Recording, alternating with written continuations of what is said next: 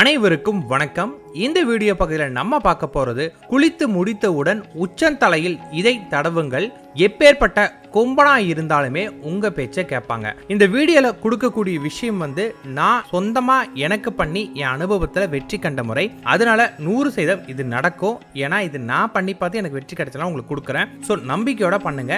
இதுல நான் சொல்லக்கூடிய பொருட்கள் பாத்தீங்கன்னா உங்களுக்கு கிடைக்கக்கூடிய பொருட்கள் தான். ஆனா ஒரே ஒரு பொருள் மட்டும் பாத்தீங்கன்னா நம்ம தமிழ்நாட்டில் கிடைக்கும். ஆனா அதுக்கு நீங்க தேடி அலைஞ்சு வாங்க வேண்டியது இருக்கும். மும்பைல உங்களுக்கு யாராவது தெரிஞ்சவங்க இருந்தாங்கன்னா அங்க சொல்லி வாங்கினீங்கன்னா ஒரிஜினல் உங்களுக்கு கிடைக்கும். நான் மும்பைல இருந்து தான் வாங்கினேன். என்னென்ன பொருட்கள் எப்படி பயன்படுத்தணும் உங்களுக்கு சொல்லிடுறேன். முதல்ல பாத்தீங்கன்னா சுத்தமான நல்லெண்ணெய். உங்களுக்கு செக்கு நாட்டின நல்லெண்ணெய் நிறைய உங்களுக்கு கிடைக்கும். நீங்க அதையவே பயன்படுத்திக்கலாம். அது இல்லைன்னா சுத்தமான நெய்யும் கூட நீங்க பயன்படுத்தலாம். உங்களுக்கு மிகப்பெரிய அளவு வெற்றி வேணும். எனக்கு பாத்தீங்கன்னா நான் நிறைய பிசினஸ் பண்ணிட்டு இருக்கிறேங்க. நான் போற இடத்துல எனக்கு சரியான ரெஸ்பான்ஸ் கிடைக்கல. அதுக்கு ஏதாவது பண்ணணும். இல்லாட்டி நீங்க ஏதாவது ஒரு கலெக்ஷன் டிபார்ட்மெண்ட்ல இருக்கிறீங்க, இல்லாட்டி ஏதாவது மணி ஓரியன்டா இடத்துல இருக்கிறீங்க அப்படின்னா கருப்பு நிற பசு இருக்கு இல்லைங்களா, அதோட நெய்யும் கூட நீங்க பயன்படுத்தலாம். அதோட நெய் நீங்க பயன்படுத்துறீங்க அப்படின்னா கொஞ்சம் தன ஆகர்ஷணமா உங்களுக்கு இருக்கும். ரெண்டாவது வசம்பு. நாட்டு மருந்து கடையில் போனீங்கன்னா ஒரு 10 ரூபாய்க்கு நீங்க கேட்டீங்கன்னா கூட உங்களுக்கு வசம்பு கொடுப்பாங்க. மூணாவது ஜவ்வாது. ஜவ்வாது பாத்தீங்கன்னா ஒரு பவுடர் 20 ரூபா பாட்டில் ஒன்று ஆகும், அவ்வளவுதான். அடுத்தது கோரோசனை. கோரோசனை நாட்டு மருந்து கடையிலே கேட்டீங்கன்னா உங்களுக்கு ஒரு 20 ரூபாய்க்கு கொடுப்பாங்க. அது டூப்ளிகேட், அதை வாங்காதீங்க. ஒரு பயனுமே இல்லை. அது பலாக மும்பையில் நீங்க சொல்லி வாங்கினீங்கன்னா உங்களுக்கு 100 கிராம் உங்களுக்கு பாத்தீங்கன்னா 800 ரூபாயில இருந்து 2000 ரூபாய் வரைக்கும் விலை வரும். இல்லை ஏதாவது ஒரு ரேட் பிட்வீன்ல உங்களுக்கு வரும். ஆனா அதான் ஒரிஜினல். நம்ம தமிழ்நாட்டில் வாங்கினீங்கன்னா அதே 100 கிராம் உங்களுக்கு பாத்தீங்கன்னா வெறும் 20 ரூபா 30 ரூபானாங்க. அது ஒரிஜினல் கிடையாது. ஏன்னா நீங்க ஒரிஜினல் கோரோசனை பாத்தீங்கன்னா அதை எடுக்கும் போது அந்த ஸ்மெல்லே உங்களை மெஸ்மரைஸ் பண்ற அளவுக்கு உங்களுக்கு இருக்கும். இப்போ இது எப்படி பண்றதுன்னு பார்க்கலாம். முதல்ல நீங்க பாத்தீங்கன்னா விளக்குக்கு ஊற்றக்கூடிய எண்ணெய் இருக்கு இல்லைங்களா, அந்த விளக்கு எண்ணெய் ஊற்றிட்டு விளக்க பற்ற வச்சிருங்க. அதன் பிறகு காராம் பசோட நெய் இருக்கு இல்லைங்களா, அல்லது நல்லெண்ணெய், சுத்தமான நல்லெண்ணெய் வசம்ப முக்குங்க. வசம்ப முக்கிட்டு அதை கொண்டு போய் அந்த விளக்குல காட்டுங்க. எந்த விதமான மந்திரமும் உங்களுக்கு தேவையில்லை. ஆனா கொஞ்சம் உடல் மன சுத்தத்தோட பண்ணுங்க. இதை பண்ணும்போது மட்டும் அது விளக்குல காட்டும் போது என்ன ஆகும் அப்படின்னு கேட்டீங்கன்னா, நார்மலாவே வசம்பு நீங்க நெருப்புல காட்டினா நல்லா எரியும். நீங்க இந்த நெய்யிலையோ இல்ல இந்த எண்ணெயிலேயோ முக்கி காட்டும் போது ரொம்ப வேகமா கடகட நல்லா எரிய ஆரம்பிக்கும். கொஞ்சம் நல்லா எரி விட்டீங்க அப்படின்னா அது அப்படியே நெருப்பு கனலா மாறும். திருப்பி எண்ணெயில முக்கி எடுத்தீங்கன்னா அந்த எருப்பு அமைஞ்சிரும். திருப்பி பாத்தீங்கன்னா காமிச்சுன்னா எரிய ஆரம்பிக்கும். இந்த மாதிரி பாத்தீங்கன்னா கருக்கி அதை முழுக்க எவ்வளவு கறி அதுல இருந்து எடுக்க முடியுமோ அதை எடுங்க. நீங்க எண்ணெயில முக்கி எடுக்கிறதுனால அது கறியா வராது, மையாதான் வரும். அது எல்லாமே பாத்தீங்கன்னா சொரண்டி ஒரு சிமிழ்ல போட்டு வச்சுக்கோங்க.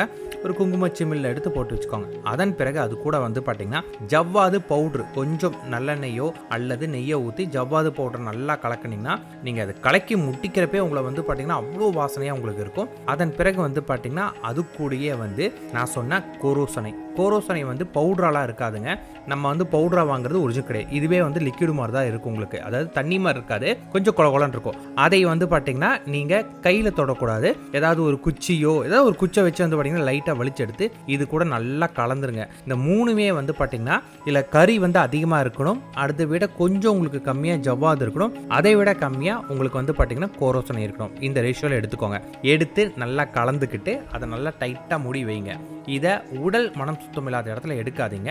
பூஜை அறையில எப்பயுமே வச்சிருங்க. காலையில இன்னைக்கு நீங்க ஏதாவது ஒரு முக்கியமான இடத்துக்கு போறீங்க, ஒரு எக்ஸாமுக்கு போறீங்க, இல்லாட்டி ஏதாவது ஒருத்தர்கிட்ட பணம் வாங்க போறீங்க, உங்க வேலையில இன்டர்வியூ போறீங்க, உங்களுக்கு வெற்றி வேணும் அப்படிங்கிற பட்சத்தில் பாத்தீங்கன்னா குளிச்சு முடிச்சோன்னே ஈரத்தலையோட அப்படியே அந்த தலை ஃபுல்லா தொட்டாம ஈரத்தலையோட பாத்தீங்கன்னா அதைய கையில தொடக்கூடாது. அது கையில எடுக்கலாம், தவறு இல்லை. ஆனா உங்களுக்கு ரொம்ப நாள் வரணும்னா கையில தொடாதீங்க, அவ்வளவுதான். ஆனா நெகமோ சுண்டு வரல மட்டும் படக்கூடாது. இரும்பு ஆயுதங்கள் அதுல எதுவும் பற்றக்கூடாது. அதையும் பார்த்துக்கோங்க. அதை பாத்தீங்கன்னா ஒரு குச்சில எடுத்து உங்களோட உச்சந்தலையில லைட்டா தடவிக்கோங்க, போதும். வேற எதுவுமே வேண்டாம். தடவிக்கிட்டு சாமி கும்பிட்டுட்டு நீங்க ரெடியாங்க. ஆனா அது தலையில இருக்கு அப்படின்ட்டு நம்ம ஆல்ரெடி நான் தலை தோட்டவே இல்லைங்க, ஈரமா இருக்கும், இதோட நான் வச்சுட்டு நான் தோட்டினா எல்லாம் போயிடும் நினைக்காதீங்க. அப்படி தோட்டாதீங்க, சொல்ல போனா அதான் உண்மை. இந்த ஈரம் பாத்தீங்கன்னா ஏதாவது ஹேர் ட்ரையரோ இல்ல கொண்டாத்துல ஃபேன்ல காய வச்சா போயிடும்.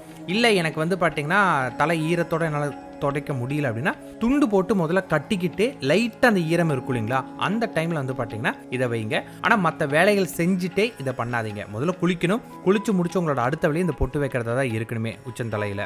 அதனால துண்டை வச்சு அந்த தண்ணி ஓரளவுக்கு வைப் பண்ணி எடுத்துட்டு இந்த பொட்டு வச்சுட்டு அதன் பிறகு நீங்க பாத்தீங்கன்னா சாமி கும்பிட்டுட்டு நீங்க நல்லா ரெடி ஆகி உங்களோட வேலை பாருங்க. இந்த தன்மை உங்க உச்சந்தலையில் இருக்கணும். ஆனா வாசனை ரொம்ப அதிகமா வரும், இல்லைன்னு சொல்ல வரல, நான் பயங்கர அதிகமான வாசனை வரும். இதோட நீங்க போனீங்கன்னா கண்டிப்பா நீங்க சொல்றது சொல்றதை அவங்க கேட்பாங்க. உங்க பேச்சுக்கு முக்கியத்துவம் கொடுப்பாங்க. ஒரு இடத்துக்கு நீங்க போற இடத்துல உங்களோட பேச்சுக்கு முக்கியத்துவம் கொடுத்தாவே அது உங்களுக்கு பாதி வெற்றி இல்லைங்களா? அந்த மாதிரி உங்களோட பேச்சுக்கு அவங்க முக்கியத்துவம் கொடுப்பாங்க. இது உங்களுக்கு வெற்றியில் அமையும். முயற்சி பண்ணுங்க, மிகப்பெரிய அளவு மாற்றமே கிடைக்கும். நன்றி, வணக்கம்.